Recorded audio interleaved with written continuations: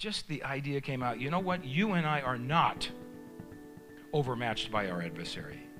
We just aren't. As Christians, we are not.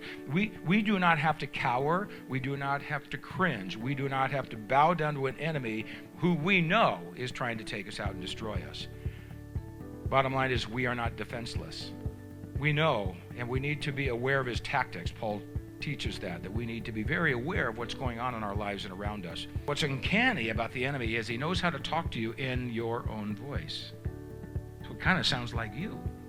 Like you're coming up with this stuff. But he knows how to mimic you and bring things in front of your mind that you weren't even thinking about to help you stumble and fall. I want us to look at what was in Jesus' toolbox. The most prominent first tool that we see in Jesus' arsenal, it's spirit power. You have to start here. And if we look in chapter 3 of the book of Luke, beginning at verse 21, we read, as Jesus was praying, heaven opened, and the Holy Spirit descended on him in a physical appearance like a dove. And a voice came from heaven, you are my beloved Son, I take delight in you. Now, in the very next chapter, chapter 4, beginning at verse 1, here's what we read. Then Jesus returned from the Jordan. Why was he there? He just got baptized, right? But in what condition was Jesus when he returned? Look at this. It says that he was full of the Spirit. The idea of full we kind of get, but here's kind of what it looks like. It's more that whatever cavity, it's filled to the utmost, right to the brim, to where it's going over the top.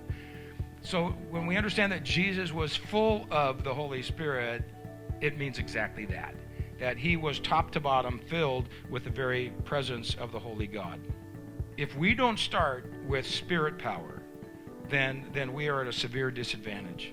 Matter of fact, all other tools that we will talk about or that we have access to, whatever gifts that we might have, if we aren't operating with spirit power, they will not be, listen to me, maximized.